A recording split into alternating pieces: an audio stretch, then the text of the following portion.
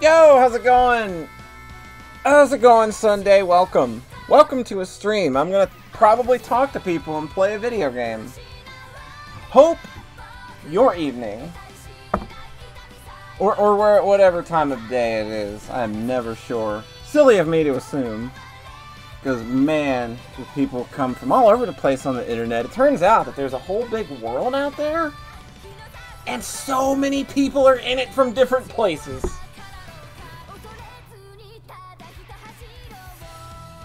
But yeah, hope you're doing well. We are hopefully going to play video games and talk to people. There is a Discord call open in the SMPS Discord, or anyone that wants to hop in. It's the Streamstram. Time zones! Like, what is this? I feel like I need Saitan Uzuki to explain time zones to me. I'm doing okay. Doing okay. I seem to have gotten lucky and avoided side effects of the first shot of the COVID vaccine, so I'm feeling pretty good. I felt a little run down yesterday, though. I don't know whether I just slept bad Saturday night or I was just catching some of the feel bads from that, but yeah, I felt real bad yesterday. Good thing we did not have a podcast yesterday, because I was not feeling up for it. Welcome, Jetstorm. Yeah, thinking of grabbing this on the Switch. I don't know. It really annoys the shit out of me that they are releasing Final for the PS4 here, but only one and Final will be on the PS4, but you have to buy two to get one on the Switch. It's so weird. I can't help but feel they fucked up this series entirely just by releasing it so stupidly.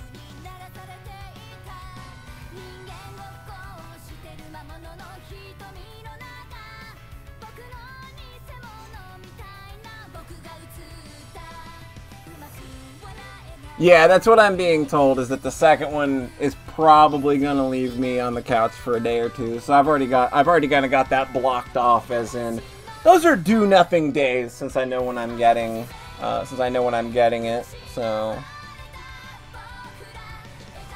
how's it going, Jetstorm? Hope you're doing well.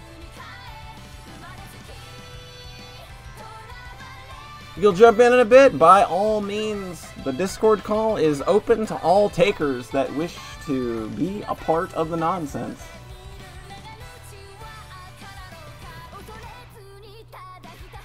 Also, why did you buy these games when you don't like Idea Factory or Compile Heart games? Like, me owning this makes sense because there's a history there. You very much do not like Idea Factory and Compile Heart. That's the secret. I am always part of the nonsense. Okay. So, I don't know if you caught my question in chat, because I was talking to you while you were in chat, and then you suddenly appeared in voice form. So I don't know if you caught, but I don't think I did. No. Okay, so you very much seem, and we've gone over this before. You don't like Idea Factory and Compile Heart, to my knowledge. I don't. So why the fuck do you own this on Switch? Because it was cheap. Oh yeah, you know what? It's not now. It went cheap. It's not now. That shit's like $80 or more.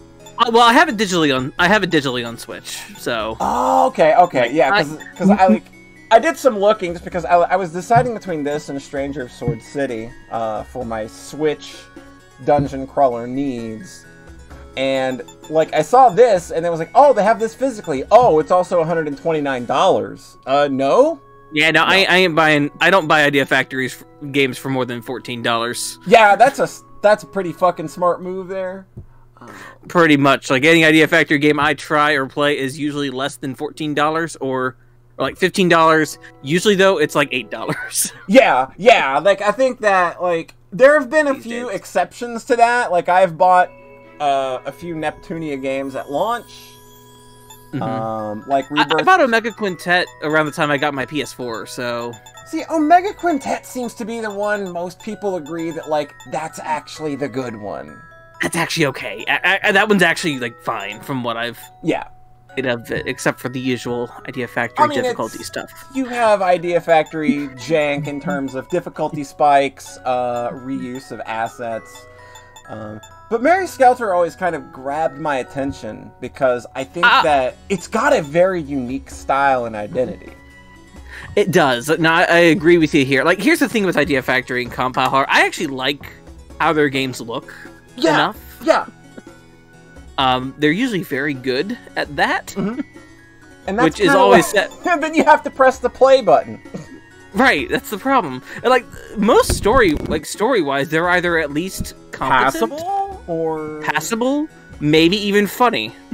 Yeah, like, the Neptunia games are consistently funny. I think that 1, 3, and Mega Dimension are super solid games that I would recommend to people that want a...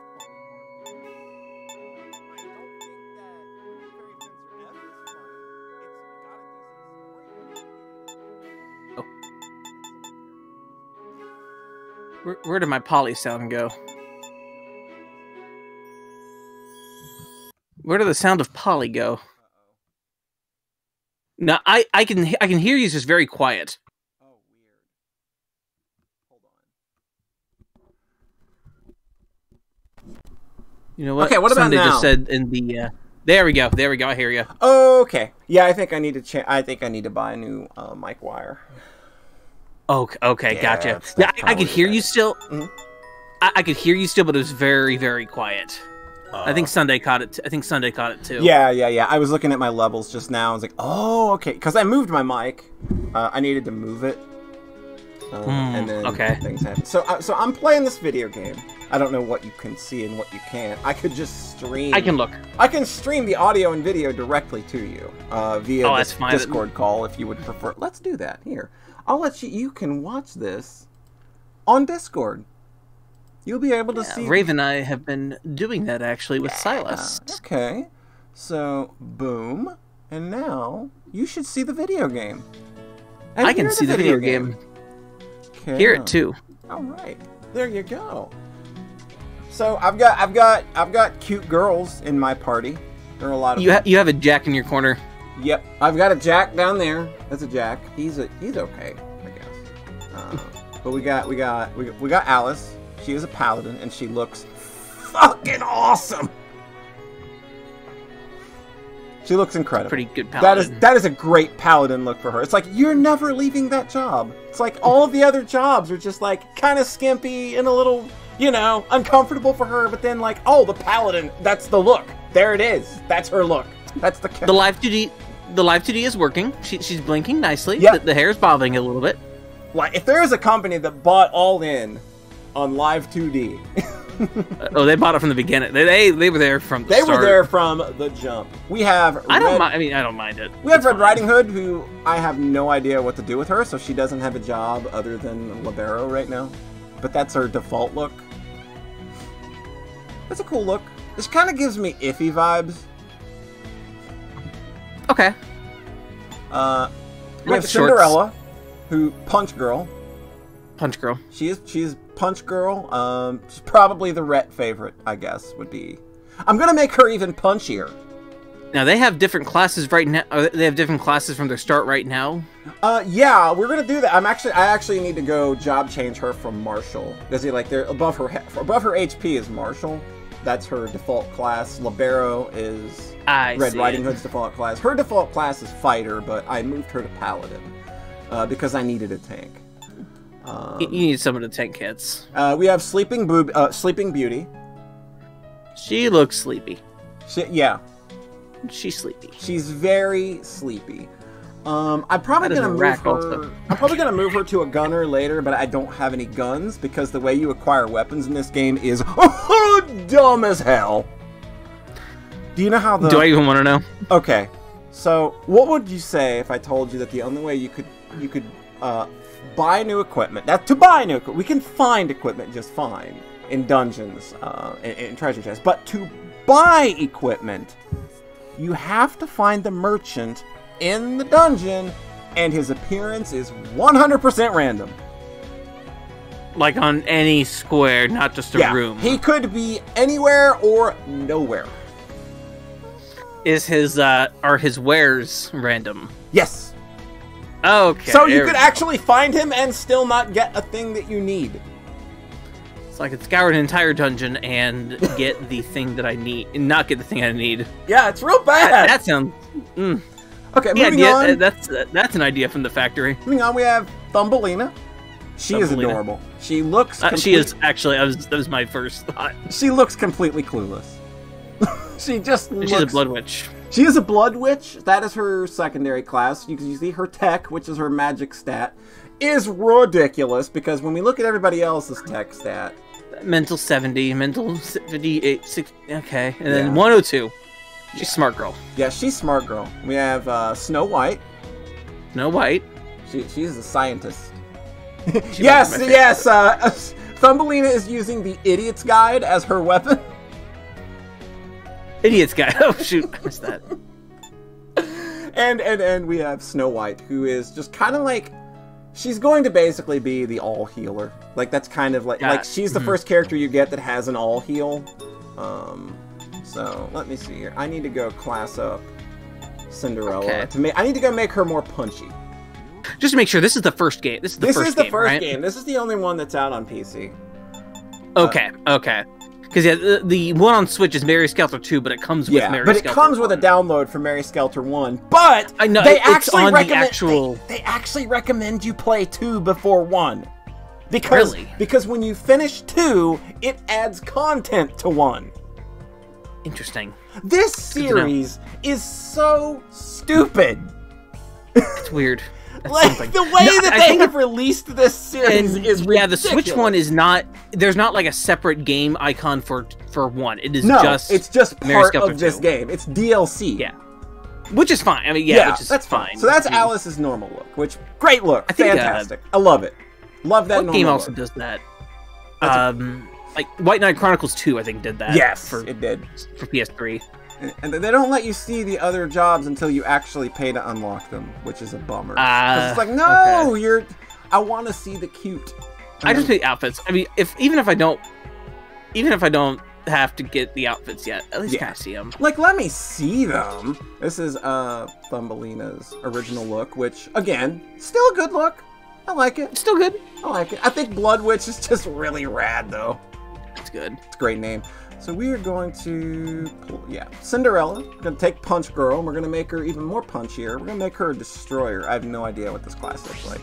So, what do you look like? You will remove your weapon. Boom. All right. Okay, that's a good punch. That's a good punchy girl. That's a good look. That's pretty good. All right, I like that. So, what do we want to do? Good boots. Yes, very good boots. We want to go give her a weapon. Probably a chipped Tachi is what we're looking at. And then I need to actually buy her the skills for this class. Like, I've not actually invested anything into her yet because I literally just got her at the end of the previous dungeon. It's probably like, everybody's probably also wondering, why are you playing this? Didn't you give up on this? Yes, I did. I thought that some of its progression mechanics were stupid. So I went back and we had that experience with Coven of Refrain. Or Coven of Dust, Labyrinth of Refrain. We had an experience with that video game that was suboptimal, shall we say. You're just you're giving yourself a chance again with these types of games. Yeah, I mean, I saw you replayed EO4 though. Yeah, like I just finished the replay of EO4. Like that game's still great. But what bugs me is when I play a game and I know that there's something about it that is entirely my shit, which is this game's entire aesthetic, the way that it's telling its story, the character designs. There's a lot here that I like. Mm-hmm. When I play a game where I like a lot of things about it and it doesn't click, that sticks in my craw. Like the same way that Celeste did. When I played it and I completely bounced off of it, right? See, I bounced off of Celeste as well, actually. And I haven't gone back yet either. Oh, wow. I haven't gone back to that.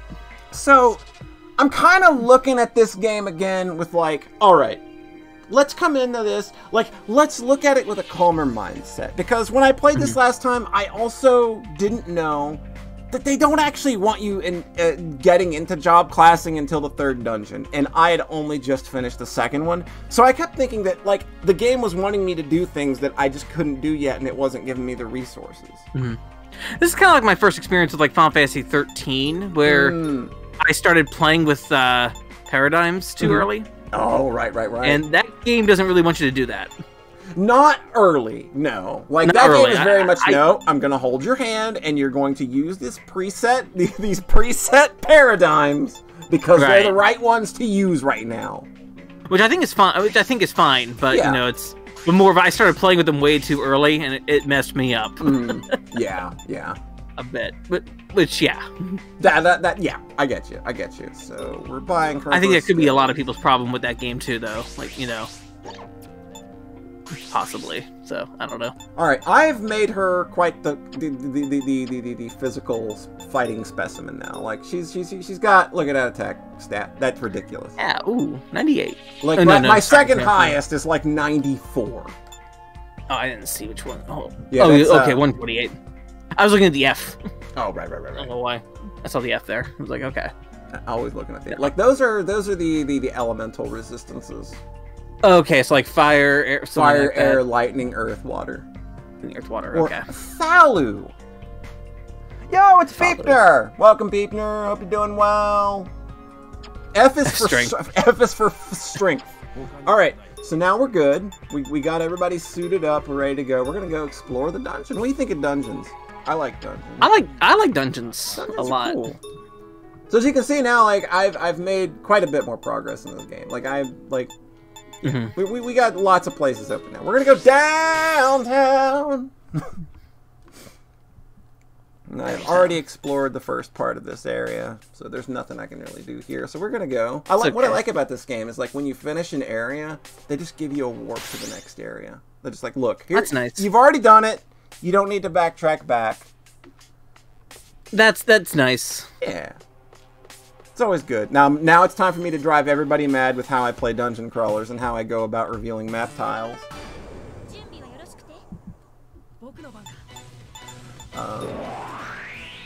He has a Mary gun. He has a Mary gun. He does. I'm fighting shoes.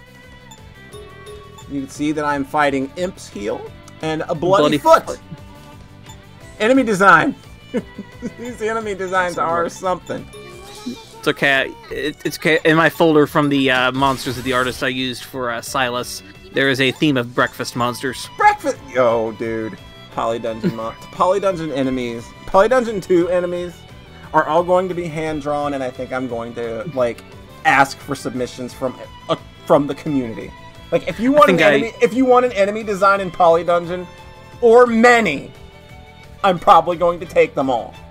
Just tell me if you're doing if we're doing front facing, side facing, or front, and how many images I can use. Likely, yeah, front. That sounds good. Yeah, that sounds like your aesthetic.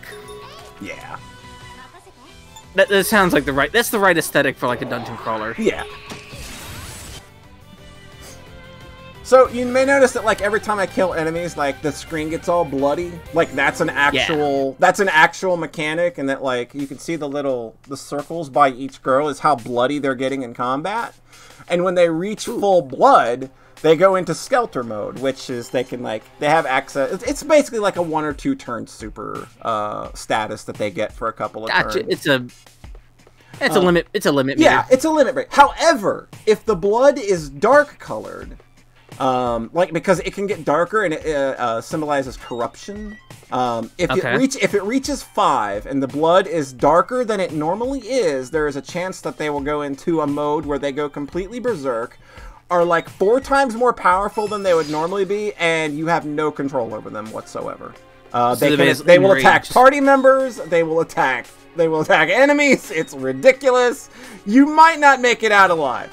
Also, like, when you spray blood everywhere, it actually stays in the labyrinth on the walls and shit.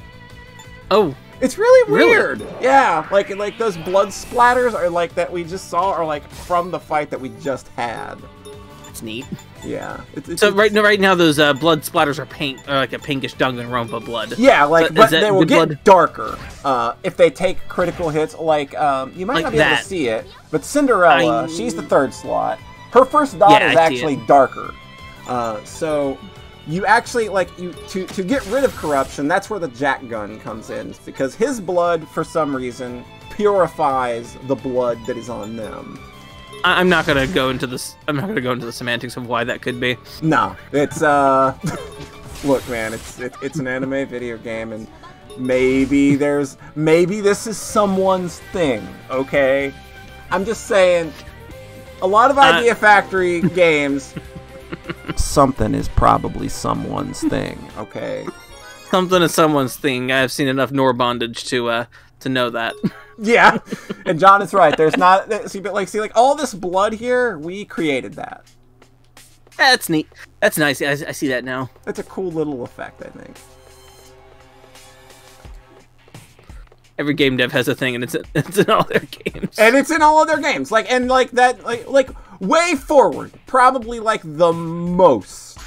Oh, they're like they just do not hide it. Like they like thighs. They like yes. Someone there likes thighs. Ever since Mighty Switch Force. God bless them. God bless them. So now when I pull out the Mary gun, I have two options. I can purge, which that will remove a Blood Maiden's corruption, and then there's a life purge, where when a maiden is in Blood Skelter status, meaning she's in that status where it's really bad, you can shoot them again, but you have an 80% chance of killing them.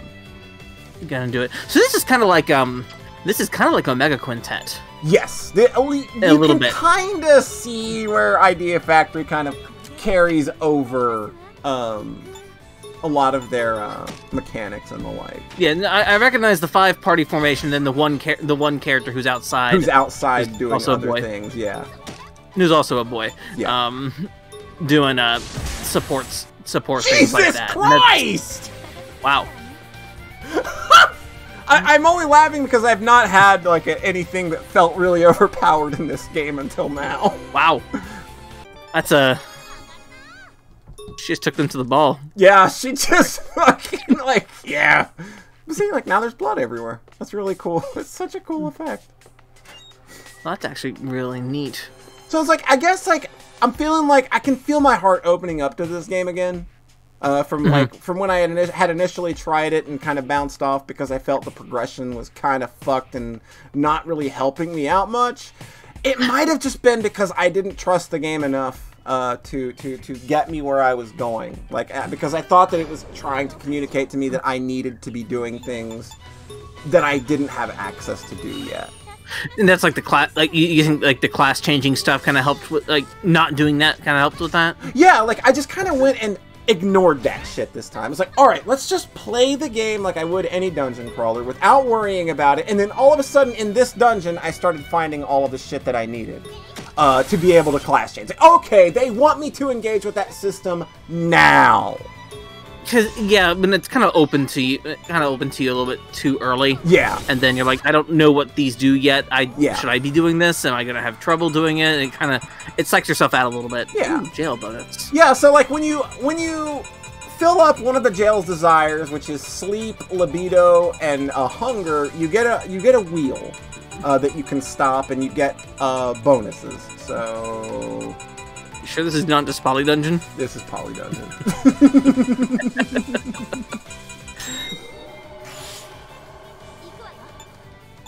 Oh, I see dark blood on Yeah, girls. there's some dark blood. It doesn't like if it's a little discolored when they go full Blood Skelter, it's not bad. But usually if it's closer to red and black is when you really gotta worry. Like Cinderella and Cinderella, like the last 3 slots are all gonna go Blood Skelter when they get their first turn next fight. There is a small chance Cinderella will go full on massacre and want to kill everybody, but since it's not like red or black, it's not really a big deal. There's darker colors than what I'm seeing. Okay. Yeah. Beatner says libido sends you to horny jail. Yeah, like you can't be horny on main in the jail. Actually, this does look pretty neat, I gotta be honest. Like, this game has a look. I think, that is... It's even more, like, interesting looking and cool than your typical Idea Factory fare, both in terms of its character designs and the way the environments are presented. Yeah.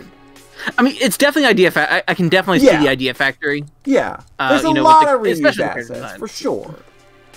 And, like, reused assets, you know, kind of character designs looking very similar. That doesn't bother me at all. It kind of gives that studio a look. Yeah.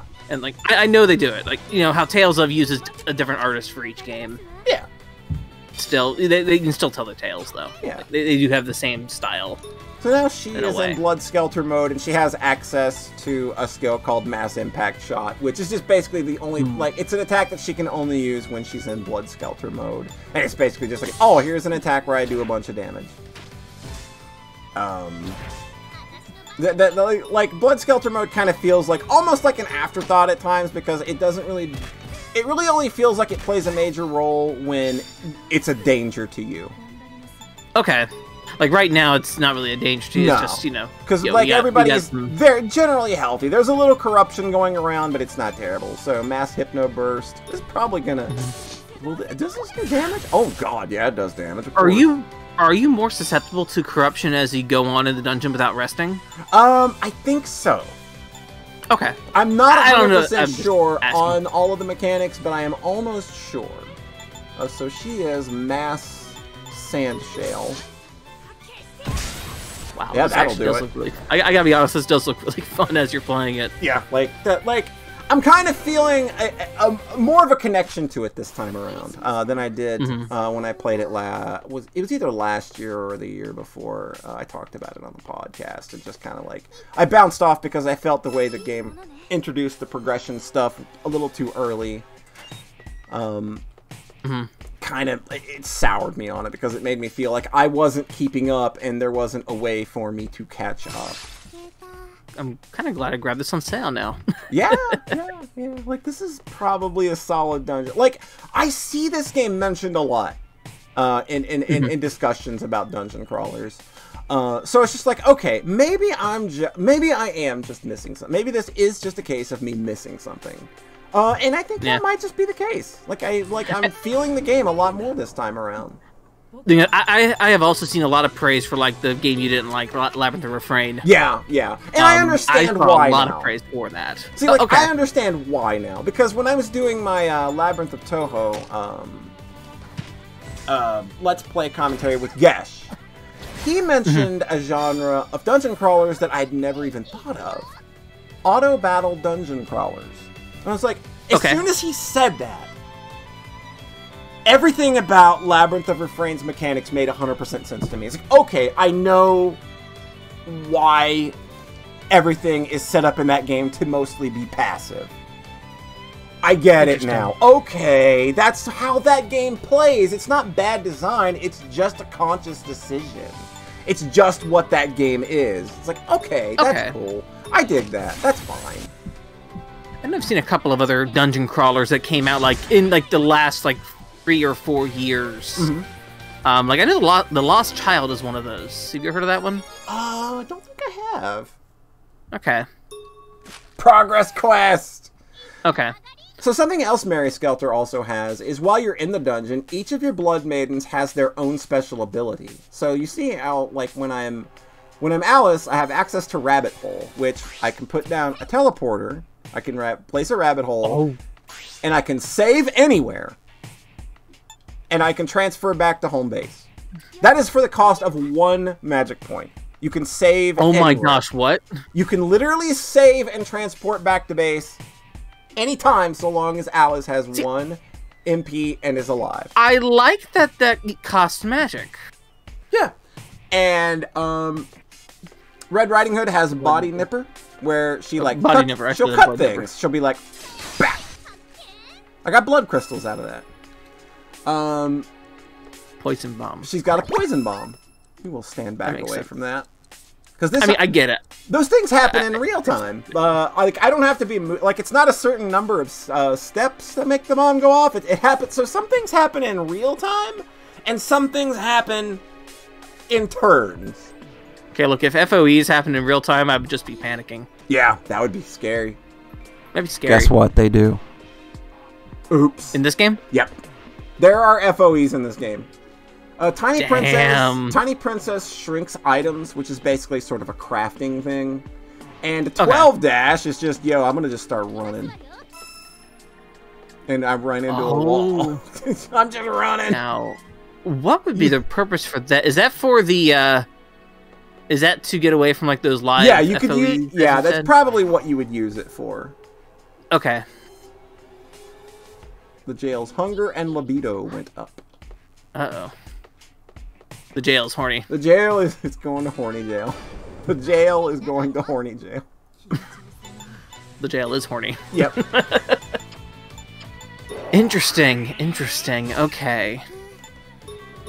So yeah, like, kind of been playing this game over the last few days. Got back to where I was. Played farther than that, and it's like, oh, okay, I get it now. Maybe this game isn't so bad after all. We'll see in a week. We'll see in a week, obviously, because these things can take turns. Like, this game could go completely bullshit bonkers with its difficulty. I don't know. It's been relatively tame so far, but, you know how dungeon crawlers be. Sometimes they can... I know how they be. They can be pretty mean sometimes. The first dungeon crawler I ever played was the NES version of Wizardry. Woo, boy, that's a rough one. It's a rough game. However, that was a game that I liked. That is, like, if there's anybody I know that's gonna like Wizardry 1 on NES, it's probably Thomas the Jetstorm 4. I bought it from a flea market in box for like a couple bucks back in like a long time ago. Oh, nice. And I was like, yo, this game's pretty neat. Yeah, that game, I probably played it when I was younger, and I probably played it for maybe 13 minutes. We were done with that rather quickly, I think. This is hard. Wait, it wants me to draw the map? The heck is this? Yeah, like, we can't be doing that. And then, like, 20 years later, oh, man, I love drawing the map in Etrian Odyssey. I know, right? See, like, I understand, like, the, like, Etrian Odyssey, like, the appeal of that game is drawing the map. Oh, yeah. And the combat combat is fantastic. Oh, combat's fun, too, but, like, the map is the map fun is, like, part. Like, there's something... I love the map.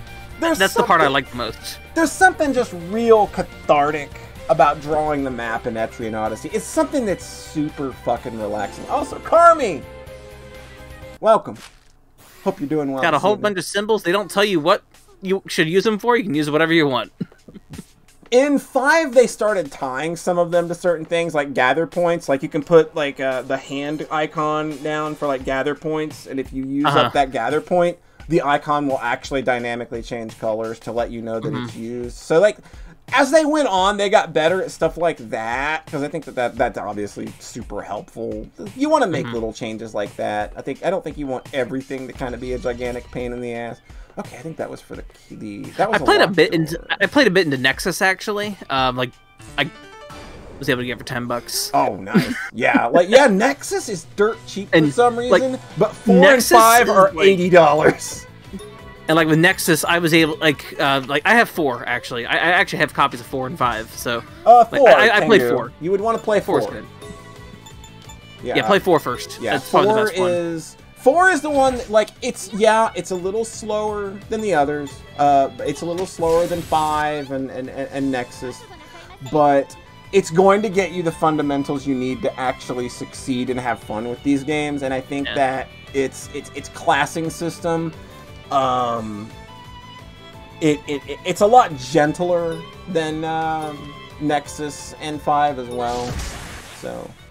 Good God. Only 3DS. I skipped buying Persona Q2. And I don't know if I regret that or not. I've thought about that. I don't want it. I don't. Because it's expensive now. Yeah, there was a time where it was literally like $13 or something at Amazon, and I just for some reason I was just like, nah, I'm not buying that. Probably because probably because hey, it's fuck Atlas every day, right? And also, like, Persona Q is not very good. Wait, oh, right. Okay. So she hit level 20 and she gained another job, right? They limit job changes. Oh. And Duval, right, is where you can like level your character down, but you get your spent SP back for buying skills. I think it's like 5 levels though. Oh wait, skill changed. Resist magic level 2. Oh, okay. I didn't know that party? Yeah, I didn't know that was a thing that happened in this game. Them limiting job class changes, it makes, like, I understand that being a mechanic because it's just like, it makes you have to stop and think about your builds a little more. Like, it's like, okay, you can't just job change willy-nilly. And that's only for new jobs. Like, if you already have a job, you can switch back to that job for free. Like, so I could switch back to her default class for free. It's just the new job you have limited number of new jobs that you can change to. Yeah. Interesting. Okay. Yeah. So we wanna. I like Bravely Default 2. Yo, we got some blood crystals. We need lots. That game has been job. That game has been Job City. Oh. Bravely Default 2. I've been playing Bravely Default 2. Oh, right. I shut off a little bit of it, and I'm still playing it on my own. But I like that game a lot right now, actually. It's doing it for me. I'm not like for me it's just like I don't really have access to the other ones, so it makes me feel weird jumping into that one. Honestly, it is separate from the series. Oh yeah. Story-wise, it's separate entirely. Cool. Also, welcome, Luis. So like it's pretty confirmed now. I think. Gotcha. They didn't pull anything like at the end from what it sounds like. I don't know entirely, but from what it sounds like, they didn't do anything like that. I would expect them to sometimes, though. Just sure, yeah. Like that's because like Bravely Default 1 is very much. I don't know if you know anything about that game. I talked to Raquel about it a bit back in the day, and I don't remember much. Okay, yeah, that game goes. That game goes and does things with its story that people don't like, but it's also really cool. Gotcha. Like I like the idea that you can completely disable random encounters. That's rad. Yeah, Bravely Default 2 doesn't have that because encounters are on the map. Oh, neat. They don't have. There are no random encounters in Bravely Default 2. Oh, gotcha. The other thing is that they changed the battle system. It is no longer Final Fantasy 1 style where you select your attacks. It is instead where you have a weight bar, and characters go based on that. Oh, so instead. It's ATB. Yeah, it's basically ATB, but without the active part. Oh, okay. Like Labyrinth of Touhou 2 has a system where like every character like they have a counter that goes from 0 to 10,000, and when that counter hits 10,000, they get a turn, and everything that they do, like every move has a different kind of delay on it, so that it like this will take you down 7,300 points, or this one will take you down. Yeah, it's pretty much that, but without the numbers, and yet basically John just has it right. It's like Xenogears. Xenogears. that's really the word we're looking for. It's like Xenogears. I found it. But yeah, no, Bravely Default 2, they've done a couple things with the job thing, where it's easier to level up jobs now. Oh. In that game. Like, the EXP required to master a job is way lower in that game than it is in the first game. Yeah, like in the first game, I hate doing in games like this, it's leveling jobs. It's real annoying. It's not fun. It's tedious. You've got a character level, then job level. Yeah. So, like Final Fantasy V. Right. Because that's what they're doing with that. But it is easier to level jobs, and the perks you get for leveling those jobs are pretty good. Especially Freelancer. Getting two characters that have mastered Freelancer has been really helpful because they give JP job point boosting skills. Okay. So there's like incentive to do it. You're incentivized. Yeah. Like I have one character who's basically like been going through like each of the mage classes. Just mastered red mage. I'm out of mage classes, so now he's a ranger. And I have one character who's mastered like martial art, monk, ranger, gambler. So kind of a mixture of those classes, and each character can have a class, have a job and a sub job The sub job doesn't gain job points, but you have access to all the job skills. So here's something. Here's something unique about this game. Another thing that can appear on the roulette wheel is growth area release. This actually adds more areas to the current dungeon you're in. Like, really? You can make the dungeon bigger. And that is a permanent increase. It can either add an entire new floor, or it can add extra space to the current floor that you're on. See, the jail has matured and a new floor was created. Interesting. This game's got some shit going on. This game gets a... Wow, that's an Idea Factory mechanic. That is. Like, there's so... They have such weird fucking ideas. Like their fucking item system in the first Neptunia game being the most bonkers bullshit. I remember so many... I remember a form of Mormons like getting in, like actually like being excited for that game because of the Sega references in there. Yeah. And all that, and then they all played it. They're like, "Oh, what the fuck? Oh no! Oh no!" A few of them played was like, "What the hell is this?" It's so good. It's so good. Looking back, it's so good. Yeah, it's ridiculous.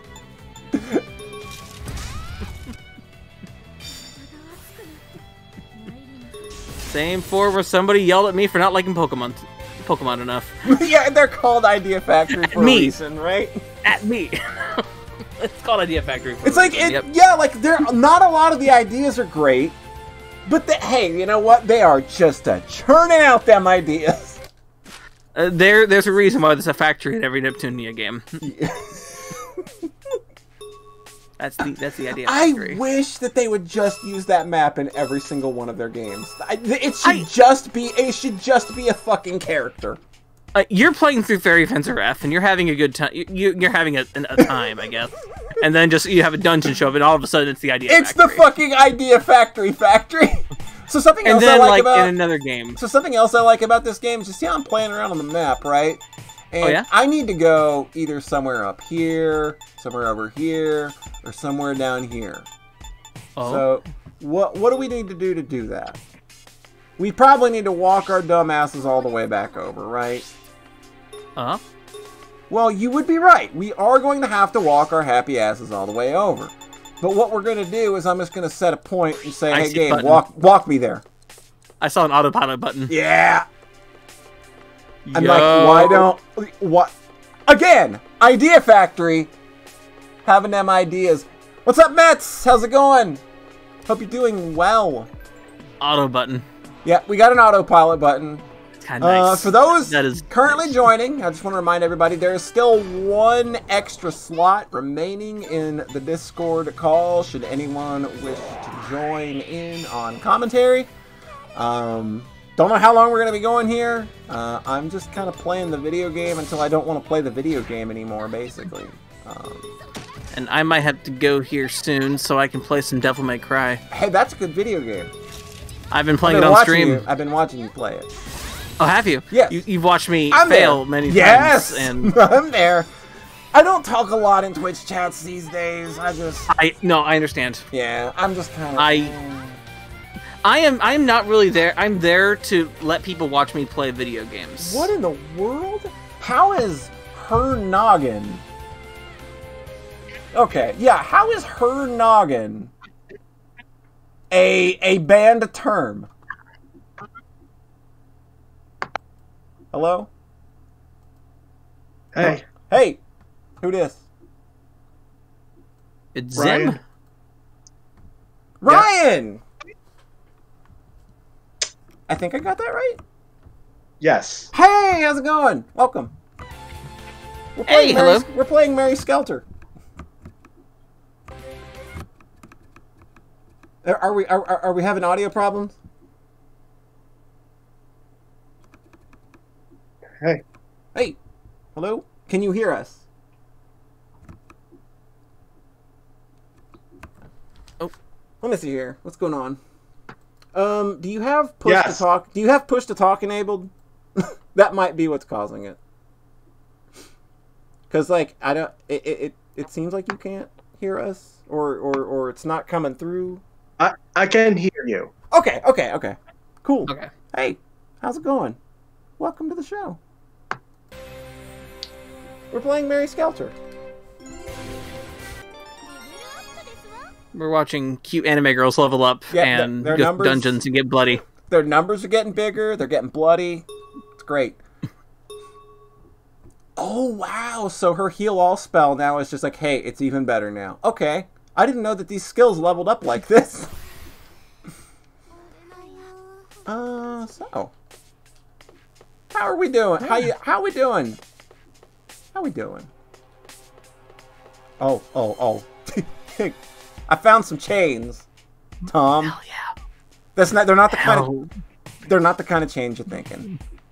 Damn. I gotta do this bullshit. I've got a manual Tony Hawk this bullshit. You can fall off. And What? You fall off and lose health. Oh my god. Do you get sent to a lower floor? No. It's not mean about it. Damn. But I do that. That's so weird. It's like, why is that there? It's like, I feel like I'm doing manuals in Tony Hawk. Just wants you to... So how's it going, Zim? Hope you're doing well. Yeah, I'm doing good. Good. Glad to hear it. Any experience with, like, dungeon crawly kind of games, like Etrian, Wizardry, anything like that? Let's see. I played some. I played some Persona Q. Mm-hmm. And then. That's basically an Etrian Odyssey game. Yeah. Yeah. And then maybe like a couple hours of Etrian Odyssey 5. Oh. Yeah, those are kind of like basically like that's ground floor for these kinds of games. Honestly, I don't like Persona Q that much, but I think that it is a good teaching game on how to kind of approach these games because they can be really mean-spirited. Like if there's a genre of games that does not care about your feelings, this one's it. Do you have the Twitch stream going by any chance? Yes. Okay, you can mute that. And you can just watch the... I have to mute it. Okay. I wasn't sure if there was like an audio delay or something coming through, because like some people kind of forget to mute one of them, and then they get confused about where the audio is coming from. It's like, which one am I talking to? Yeah. The Polly of 5 minutes ago or the Polly of right now? Yeah. Never talk to past Polly. Don't do it. Past Polly's made too many mistakes. Way too many. Present Polly has made no mistakes yet. None whatsoever. Literally a perfect specimen. Same as Tom. Tom has made... Past Tom has made multiple mistakes. Wow, they actually gave me a weapon drop. I've never seen a weapon drop in this game. That's incredible. As you said, the weapon buying has been rough. You don't buy weapons. You just kind of have to either find them or you have to run into a merchant randomly in the dungeon. There is no regular weapons store that you can just go to and say, I'll give you money for hit stuff. Okay. Guess we're gonna. So encounters are not random, right? It looks like they are those some are little shadow pre-placed. people. Some are pre-placed, but they're random. Like Okay. there are some that are just there because they want you to fight, obviously. Oh, right there. Okay, yeah, that's Yeah, right. like that's a random fight. There it goes. So, what have you been playing, Ryan? You've been talking about a game on your timeline that I've got some interest in, just from screenshots. What you playing? I've been playing Battle Chasers Night War. How's that going? Because it's something that definitely looks up my alley, but you also said the other day, I was like, uh-oh, there might be some balance problems here. Yeah. So the frustrating thing about this game is that like I think it's like the balancing's actually not that bad for like I'd say the first half of it. Mhm. But then like I feel like what happens is you have well it does this dumb bullshit where it's like only your active party members will get the experience in fights. Oh. That's always my least favorite system. 'Cause, like in this game, I have a character that's completely not in the party, but she's still getting experience. And the problem That's good. so it feels like the game expects you to just stick to like 3 party members for the But there's also like that And that's, like, worry a dumb- of what if they want me to use a character that I haven't been using. yeah. Especially, yeah, like, especially because, like, especially as someone who likes being able to switch out party members just because. Yeah.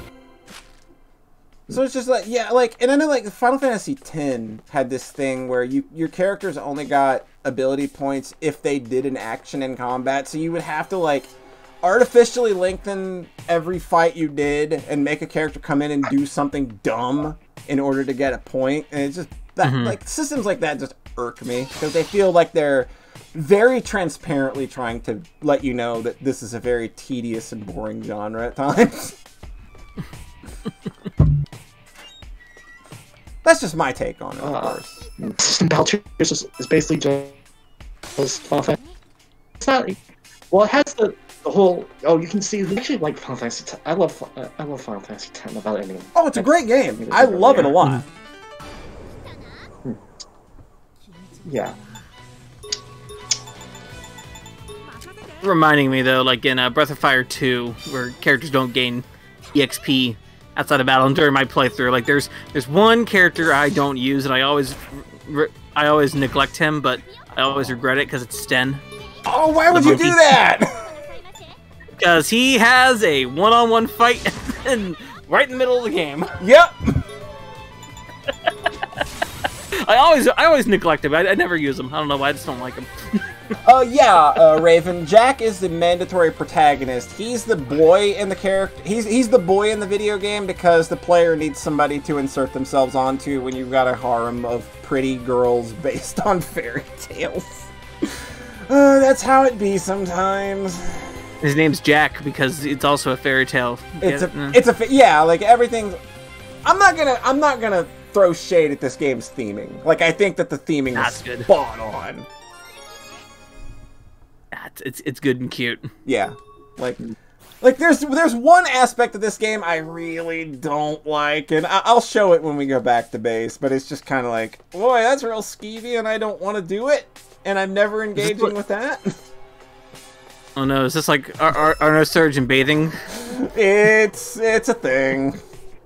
Oh good. Yeah, we'll see it. I'll do one. I don't wanna, but we'll do one. Look, Arno Surge is one of my favorite games like ever, and but it that has game to teach skills. It does have the bathing thing. Yeah. Which honestly, it doesn't bother me anymore. Nah. Maybe I'm adults just here. overexposed. We're all adults here, but when I'm looking at this particular cast of characters, I feel that some of their ages are a bit dubious. Gotcha. Like, Thumbelina claims to be the oldest character, and she's clearly, like, the lowly archetype, I guess. Right.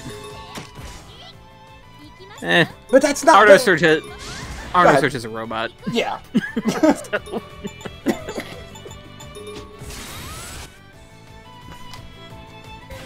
That's a robot that the player self-inserts themselves into because that's how they're interfacing. Tom, I told you to stop self-inserting yourself into robots. I sometimes can't. I have to access the 7th dimension. Sex jokes, everybody. Welcome. We've reached the bottom. Bottom. That's a sex term! Oh no, I think we're working our way to the top. Oh, I'm sorry, Zim. I'm sorry. I know. Sorry, Zim. It feels like we've roped you into this. I've pulled you into a terrible nightmare. It's fine. It's fine. It's fine, really.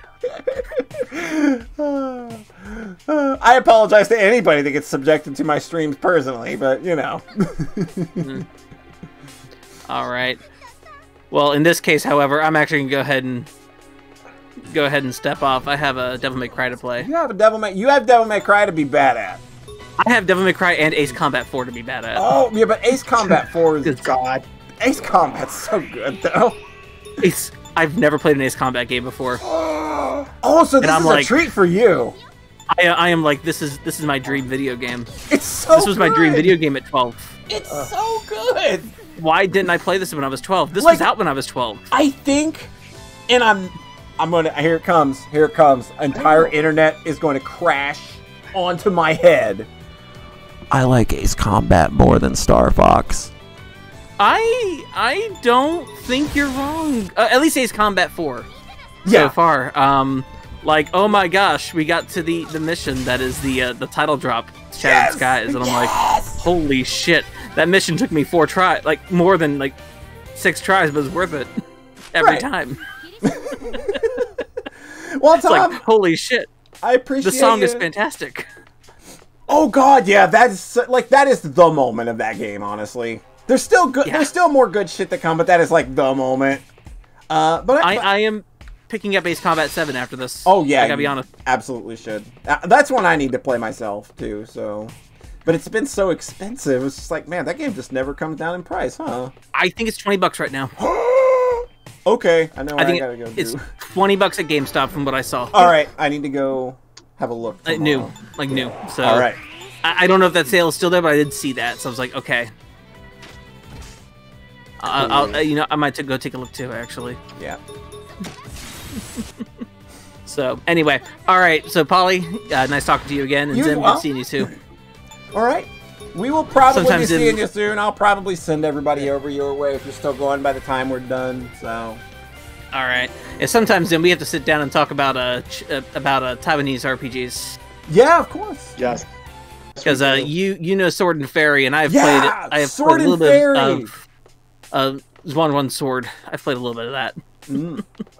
Yeah, Sword and Fairy is like, it's on my list of this. This looks very cool and underappreciated. Me too. I need to play a Sword and Fairy game as well. Yeah. So anyway, thank y'all. Yeah, have a good evening. All right, Tom. Thanks for stopping by. Yep. All right. So if anybody else wants to hop in here with me and Zim, all you got to do is stop by the Discord. Check that Streety Stram voice channel. We're in here. We're talking. We're having a good time. At least I hope you're having a good time. I want to speak for you.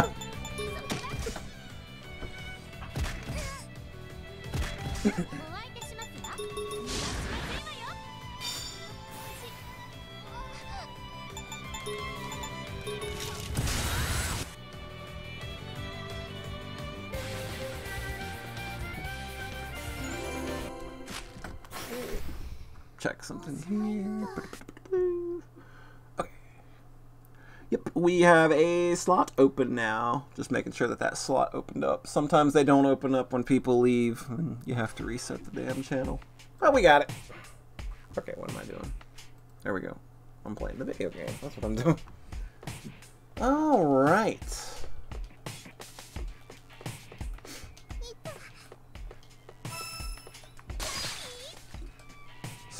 Salt Basic. What was that? What was that item I just got?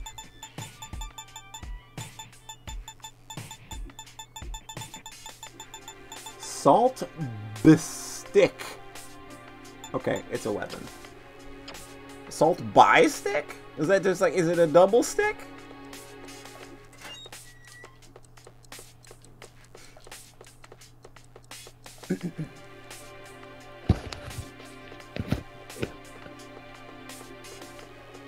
Hello? Hey, who's this? Who be this? It's Tengu Gemini. Tengu! Whoa! The rare Tengu Gemini appearance! Holy shit! Also, like, as Tom leaves, we have the Wandering Merchant. This is the only way you can buy equipment in this game, and we have been wandering around this dungeon for an hour, and I finally found a merchant. How's it going, Tengu? Pretty good. Cool. Let me turn you up for the folks at home. Could you talk a little more, please? Testing, testing, testing. Okay, cool. I have you pumped up to 200, so there you go. Yeah, for some reason, like I don't know how to adjust the settings enough to make me louder on Discord itself, so I always sound a bit quiet. Okay, we got you though. It sounds like you're coming in over the game volume, so it's all good and a gravy. Thank you. I'm glad you decided to join it. I think that it's just like you were on a Soxcast once. I'm pretty sure. I did the big 10th anniversary call-in thing. Right. Okay, so we've had you on once or twice before. Yep. Cool. So how's it going? Hope your evening's going well. Typically, like when we catch you, you're usually at work, so it's usually kind of like you're usually in our chat, but this is the first time you've been on one of my stream along game kind of deals. Yep. So how goes it? Yeah, I just finished making future dinner. Future dinner. What are we having for future dinner? It's somewhere between a ratatouille and a sauce. I plan on just having it over rice. I'm just gonna throw it in a bunch of Ziploc bags in the freezer anytime I need a quick meal. Oh, nice. What's going on After 5? Welcome. You're always welcome to lurk. You can lurk in my chat anytime you want, baby doll. Hope you're doing well. We're just playing a video game with cute girls. Hold on. Stick around After 5. I got your girlfriend right here. Here you go. Sleeping Beauty. There you go. That's your girl. I know After 5's type. Don't worry. Oh, I was gonna say, what? You mean the shopkeeper? The shopkeeper. Yeah, that. There you go. Okay, so it looks like his wares might actually be predetermined by floor, because those were the same ones I got on this floor earlier. Oh. Hell yeah, you are. You're all about the shopkeeper. Oh yeah, we're just dungeon crawling. We're having chats with some friends. It's a good. What else you gonna do on a Monday night? It is Monday, right? I no sense. Despite the fact that I'm back to work and everything, I still have no sense of time. So hey, did you all know that that their Ys 9 is a really good game? It's okay. I mean, compared to most other games. I mean, okay. It's that's entirely fair. Yeah, I think just like and I don't want it to sound like, again, like I said on the podcast, it's not just it's not Ys 8. It's just they made a lot of about faces from 8's design that feel very. Yeah, like there's so much where I'm like, I don't want to compare it to 8. Don't compare it to 8. Don't compare it to 8. Yeah. But there's just something about it that I just don't like nearly as much as 8. I love the mobility. Like all the mobility stuff, you can't make they can't make an Ys game without that stuff now. They have kind of locked themselves in. Like they can't. Your next game has to have that. I could see them removing parts of it. Mm-hmm.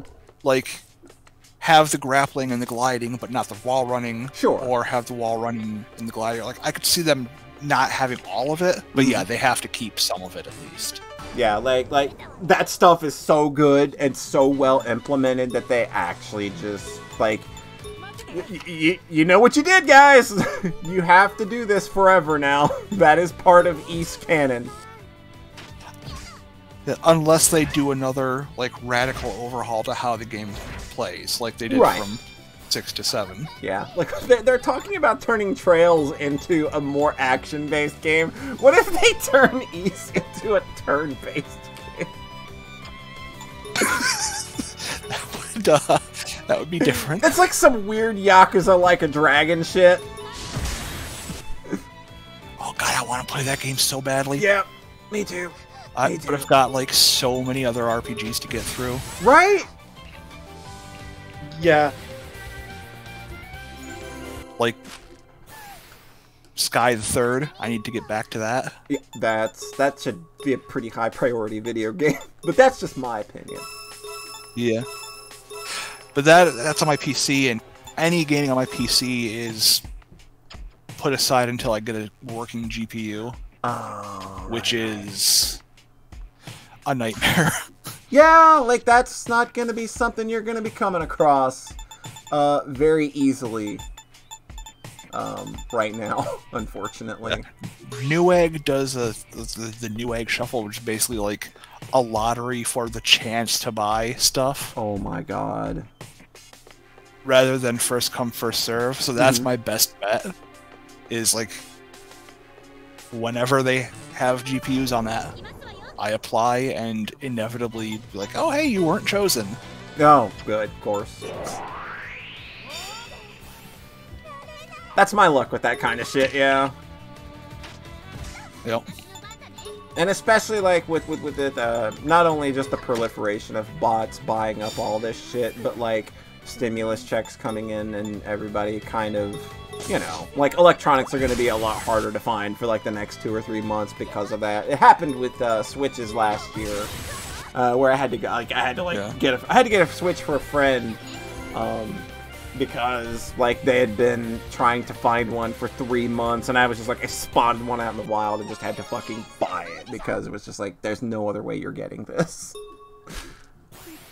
If I can find a scalper that's not doing like a 300 to 400% markup, maybe. Yeah. I might just give in and buy from a scalper, because that's like the only real option. I can't let myself do that. Like I just that is refuse. like absolute last resort. If I go like a year without being able to get one, maybe. But there are other things I can do in my life where I don't need, you know, like I'm not gonna depend on somebody like that. I'm not going to reward bad behavior, no matter how much I want something. Do you see the thing where some journalist did a bunch of interviews with scalpers and found out that the vast majority of them have no idea why people hate them so much? That's so bizarre to me. Like, really, dude? They don't see that they're doing anything wrong. And they see no reason for people to be mad. Really? Why are people mad that I'm selling things for higher than the... Why are people mad that I'm literally the scum of the earth? To be fair, this... Yeah, that was the big takeaway. Just... Like, these people are just clueless. You were saying, Zim? I'm pretty sure that's just...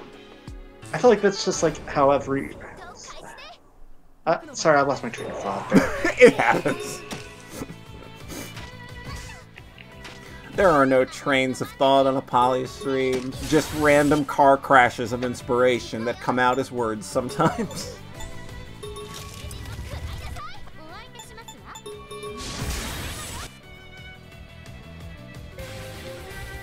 Yeah, other than these 9, I've also been taking, because I'm a guard at an empty factory where I'm literally the only person there. So I've been taking my Switch with me and just playing Bravely Default 2 at work. Yeah, like Tom was talking about that earlier, and apparently it's real good.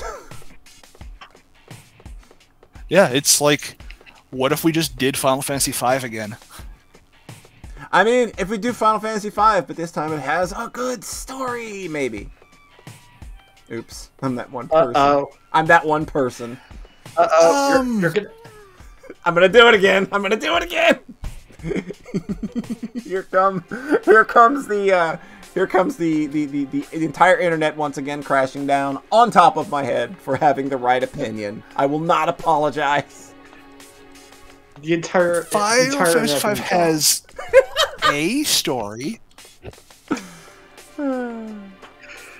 I respect Final Fantasy V a lot. It's just, man. Yeah. I think its story's real boring, and I didn't give a shit about any of it. So, much like Final Fantasy V, Bravely Default 2 also has a story. A story. It's got something. It's got words, and there are people that talk in cutscenes. it's more like each chapter is a story that is loosely connected to the next. Mhm. They're like, oh, we have to find this elemental crystal that can cause a disaster. Right. Okay, we're done here. Let's go to this next town that might have a crystal there and look for that. Okay. That's basically the story. So it literally is just Final Fantasy V's story again. So yeah, so we did Final Fantasy V again. Yo, man, that's okay. We can do Final Fantasy V again. Everybody is voice acted with various, UK accents. That, you know what? The Xenoblade games get a lot of shit for having exclusively like British accents. I think that gives those games their own unique identity, and I'm here for it. Yeah, but yeah, it's like, okay, oh, this Yeah. town has everybody is Scottish. In this one, everybody's Irish. Okay. I'm 100% here for that. Well, I don't know about Xenoblade 2, but Xenoblade 1, yeah. Yeah, for sure. Like Xenoblade, like I just got the definitive version of that for Christmas. That's another game that I'm like going to be going back and looking at some point with fresher eyes to be like, maybe I was wrong. Because again, like I don't know if anybody knows my history with this game in particular, but I played this game and I bounced off of it. But that rubbed me the wrong way because, you know, like looking at this game, there's a lot of things that are entirely my jam here. Like I like a lot of this game's aesthetic. Its character designs are cool. It's got a decent story going for it. Like it's just in general solid. So like getting to go back and kind of look at Xenoblade again through fresh eyes is going to be a really cool, fun thing.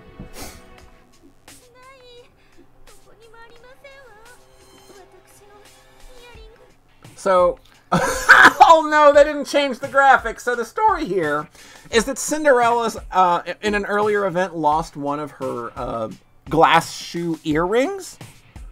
I want you to look at her sprite and tell me what you see. Huh. Oops, we forgot to take one of the earrings off. Oh, she lost the one for her third ear. There you go.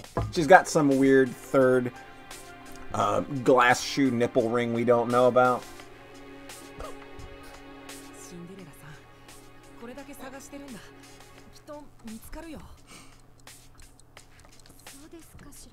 When life gives you Xeno, make Xenoblade. I want to make Xenosaga, personally. I kind of want those games back. I really should play a Xeno game other than Xenosaga Episode 1. You've not... Like, that's the case, I think, with everybody, is that they either played one or owned one, but nobody knows anything about 2 or 3.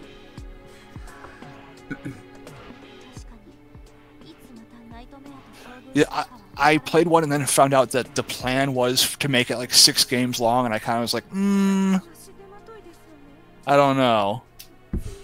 And then, you know, that didn't work out. No, yeah, they got cut, and then... Yeah, let's make it... Go ahead. No, it's just... Well, yeah, they were... Yeah, go on. Oh, yeah, they were gonna make 6 games, and then their budget got cut because Xenosaga Episode 1 wasn't the next Final Fantasy because Namco thought that was going to happen. Oh, yeah. God, that was a fucking era. That was just like, what are you totally just doing? Like, they thought that was gonna be a Final Fantasy killer? Fucking Xeno? Really? I love those games, and even I know that, like, the reality of where these games lie is a very niche fucking market.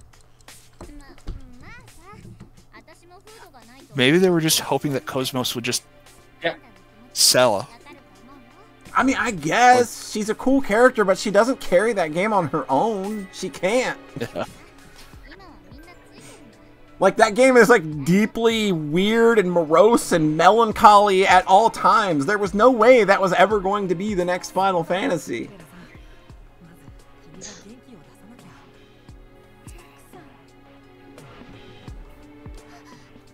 Uh-oh. So, here's a mechanic of this video game that I don't know that we've seen yet. There's a darkness that happens, and there's a nightmare that can chase you around, and if it catches you, it kills you. So you have to actually outrun the nightmare, which moves in real time, in order to escape from having to, like, knock it down and run away.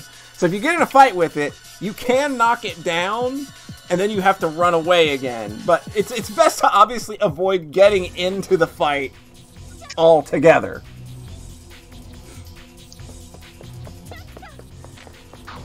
Or it'll be a cutscene this time. Who knows?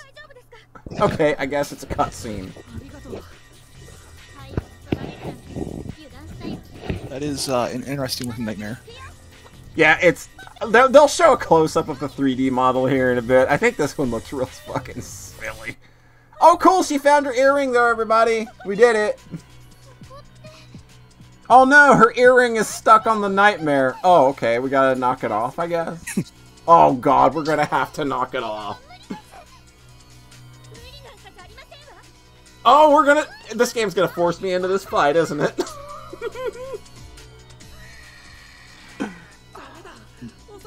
So why are all these fairy tale women, like, together in a jail? Yeah, like, this is a jail. We don't know why the jail exists, but we know that it has to do with a tower that we're trying to work our way toward. For some reason, this is the world now, and we're all trying to figure it out. I think the characters being fairy tale nomenclature stuff has to do, either that's just an aesthetic thing or there's a reason for it. Like, I have a suspicion that they all have real names and that for some reason they can't use them. That's just kind of like a theory that I'm throwing out. I don't really know if that's the case. Oh, yeah, here he is. There's your boy. Look at him go. Look at him go. That's our murder hunt. So we have to run away from this thing now. I like the rat toupee. Yeah, it's really cool. So we escaped. I have a suspicion we could have stayed there and fought it and maybe got her earring back. I don't know, but anytime that I've tried to fight those things, the first time I see them in a dungeon, it goes real bad.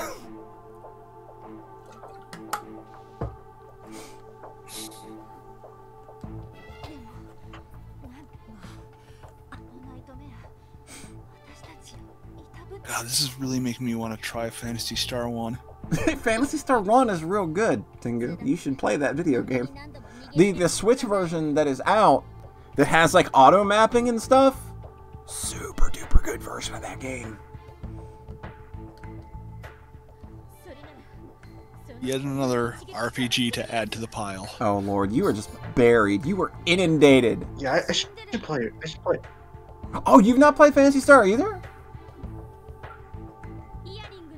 No, I haven't. Oh, I mean, I tried 2. Mm-hmm. I tried playing 2 a couple times, but then I think 2 has a rough start. I think that game's kind of hard to get into. I think that, like, if I were to recommend that game to anybody these days, there's an emulator. I would play a ROM version of it where they've upped the experience points and money you get by 25% and changed the levels at which you get certain abilities. Makes that game way more playable. It's called like the Rebalance mod or something. It's real easy to find. But Phantasy Star 1 still holds up really well, and like I was telling Tengu, the Switch version, if you've got a Switch, that version is super good. I definitely do. Cool. I also need to get that Neo Geo Pocket Color selection. Half of it's fighting games, and I'm just kind of... Well, I own most of those fighting games for my Neo Geo Pocket, so I'm more interested in the Metal Slug. Slugs. Yeah.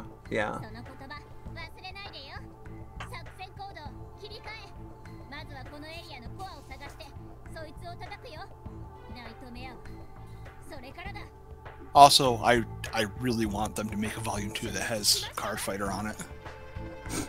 Card Fighter. Best game name ever, by the way.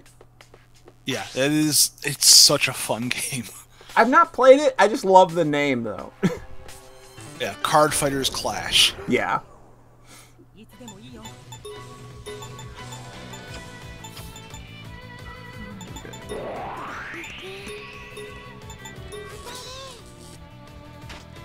Yeah, my RPG pile just keeps growing.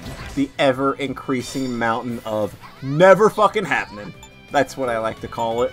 Yeah, like Bowser's Inside Story. I hear amazing things about it. Oh, I'm so mad at you. I'm so mad at you. God, Play that video game. yeah,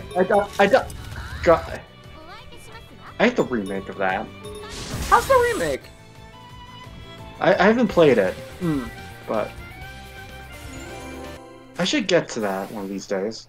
Yeah, like I loved that original game to bits. It's probably, God, yeah, it probably is my favorite RPG on the DS, I think.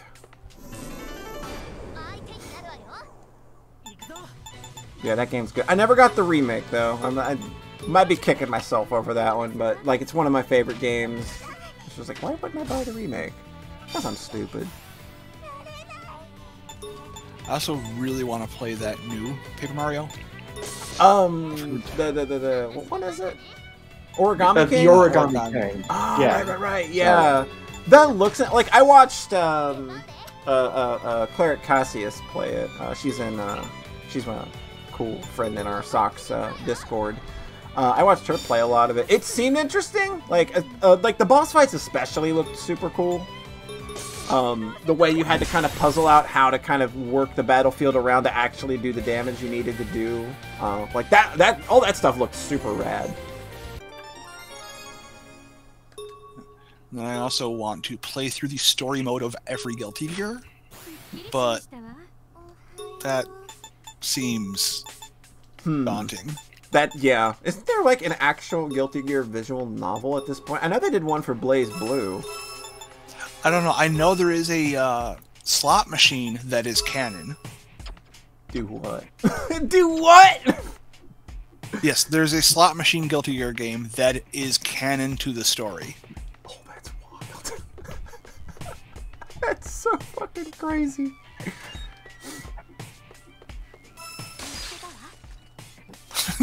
I love that Guilty Gear 2 is just not a fighting game. It's like, let's just do like some weird tower defense kind Yeah, that game's real fucked up.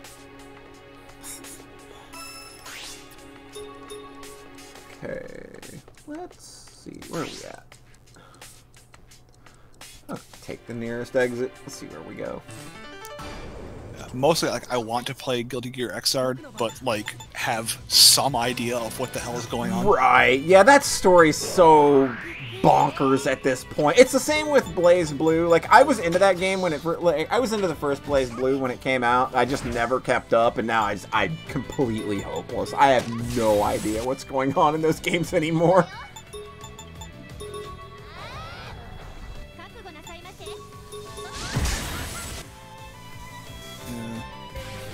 I'm glad we live in a world where fighting games can actually have decent stories, like, in the game. Who has played Mortal Kombat 9 story mode? It's so good. Oh yeah, yeah. Mortal Kombat is like the best at that. Yeah.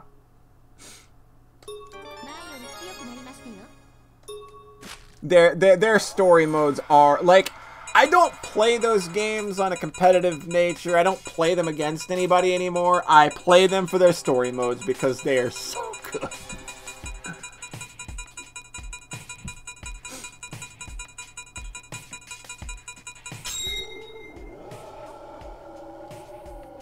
I especially love what they did with the DLC for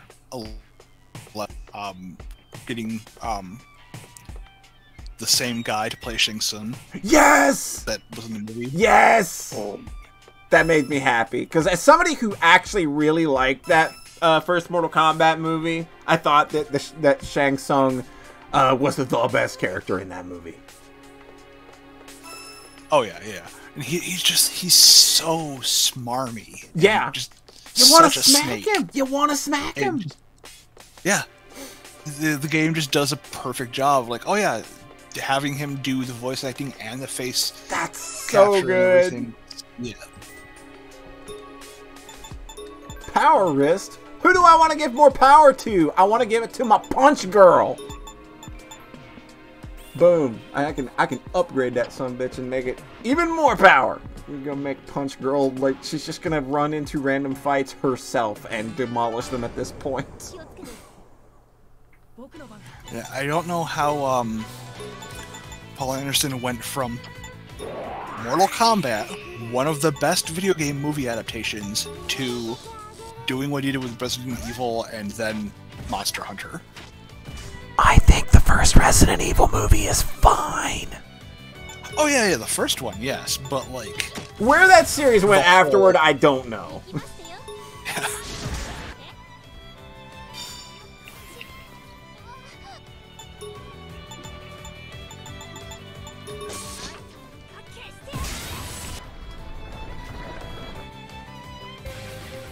Although, you know, can't really blame him for being like, oh hey, my wife wants to be an action movie star. I'm a director. Let me just keep making movies for her to star in.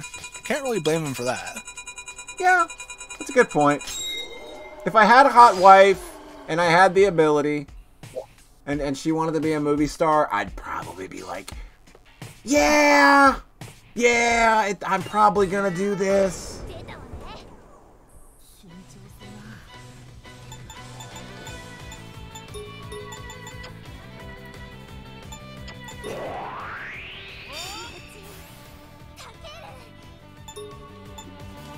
I also am like constantly being tempted by, like, anytime I see anybody mention Monster Hunter, I'm like, well, there is one coming out on Switch. I'm kind of tempted, but Every new Monster Hunter is the perfect time to get into Monster Hunter, is what every fan will tell you.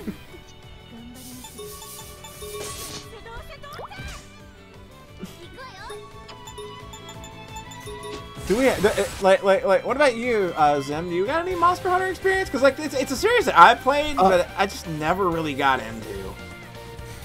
I played like I had like a demo UMD for one of the PSP ones. Mm-hmm. Yeah, just never. And not much else. Didn't stick with you. Well, I didn't really. It just didn't. It just didn't click, I guess. Yeah.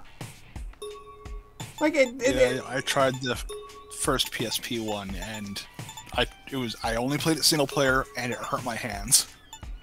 Yeah. All right. Yeah. Back in the days where there was a badge of pride if you could like twist and contort your hands into spiders. But also, I love Kid Icarus Uprising, so hurting my hands doesn't stop me from playing a game. The game is pretty good. Yeah. If there's a game on my 3DS that I wish I still had, it's Kid Icarus Uprising. But I do not have it. Is that expensive or something? Or it might be at this point since it was a launch title. I've not really bothered to check. Might be though.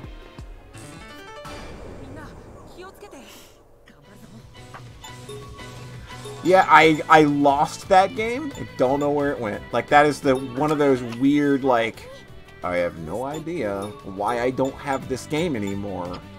Like one time I thought I lost my copy of Ocarina of Time 3D, but it was like, oh no, I downloaded that game. I never had a physical copy. I just downloaded it. Okay. And I thought that maybe I did that with Kid Icarus Uprising too, but no, I just actually lost that game somehow. Yeah, you gotta be careful with those like 3DS carts. Like I don't have the box either. Like all of my games are full in box. Like I take care of all of my stuff. God. Like to some might say a ridiculous degree. And like, yeah, I just lost the cart and the box somehow. Like I can see people losing Switch games. Them things are small. Holy crap, them things is small.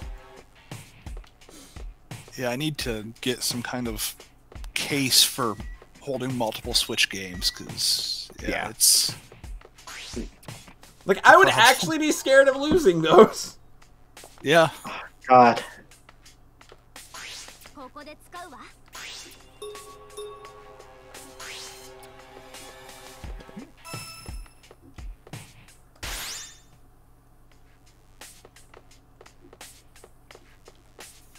And again, a cool thing that I like about this game is, like, when you reach the next floor of a labyrinth, they just give you a warp that takes you back to the start of the previous floor so that you can go all the way back to your base and just, like, and just restock if you need to. Like, that's such a smart way of handling one of these games, which is, like, in a way it makes me think, like, okay, this game is actually way nicer than a lot of dungeon crawlers that I've played in the past, because you don't get those kind of conveniences in dungeon crawlers very often. Again, it's somewhat, some would say maybe a mean-spirited genre at times.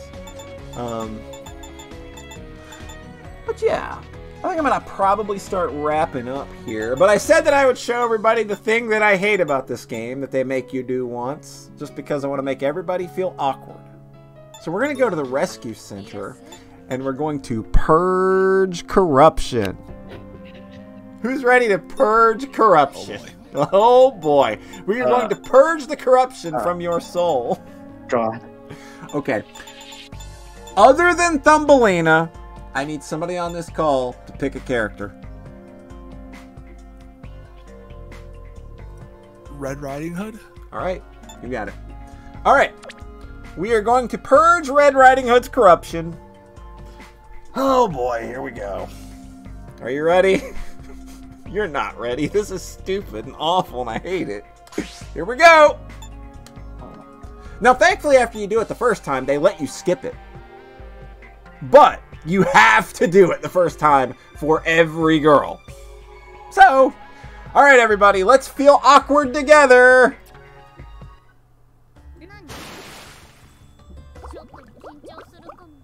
So, you have to find the spots on her body where there's blood, and you gotta wipe it off. I hate video games. I hate video games. We did it, everybody! We purged her corruption! Purge success! And for doing that, you get a temporary max HP buff. But after you do that the first time, you can skip it every time afterwards. So if I want to do it to Alice, and I want to do it to Thumbelina right now, I can just like, yes, I want to do multiple characters. Boom, it's done. You only have to do that to each girl the first time, but it's just like, why is that there? That is awkward and stupid. Please don't put things like that in video games and make me do them.